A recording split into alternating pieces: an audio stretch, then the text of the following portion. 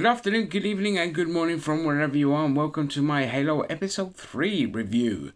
Not much action in this one, in fact hardly any action, just one little scene involving some hentai type tentacles. I expect Rule 34 to go nuts with that.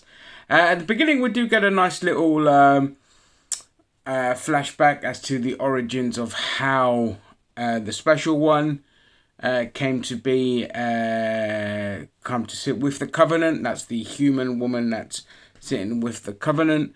It's short, brief, simple, nothing too special. That's great.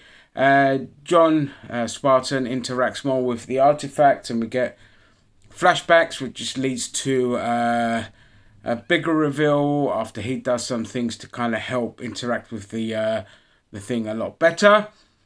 And that kind of opens up a whole new can of worms. Huang wants to go back to Madrigal, and obviously the guy that's sworn to protect her is refusing to go back with her or to let her go. Of course, eventually, how those kind of things pan out. And that's about it. I don't really want to go into too many spoilers. It was fine, I'm not hating the series so far. I've seen way worse in terms of sci-fi. Oh, I'm tired. But it could have had a bit more action. But, we're kind of piecing things together here, obviously.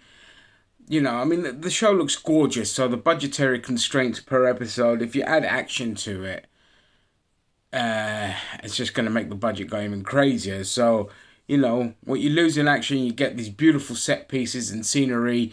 And love, again, seeing Greenwich Station being used in this as a kind of futuristic tube station or metro station. So that's always nice to see. I mean, if you haven't been to Greenwich Station, it's really nice. It's also where they filmed Rogue One, parts of Rogue One, and a couple other shows as well. So we see that we see more about John and his origins, but also we get the birth of Cortana in this one as we know her in the games, of that big blue thing, and it's very kind of fascinating. I like that. There's a bit, obviously, with the clone and all this kind of stuff. And I like that with the clone, they didn't do the usual thing with it of, understanding its self-conscience and wanting to be its own person and all this kind of stuff. It's more like, you're a clone, we need you for a specific thing, that's it. And it's one and done and dusted. And it's very good. I like how they did that.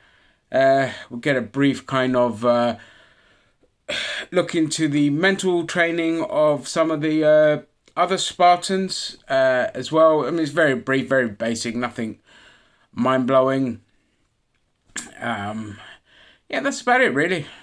Not a lot really happens, but still enjoyable, for what it is. I know the fans are definitely not going to like it, but it's fine for what it is. Anyway, that is all, and let normality resume.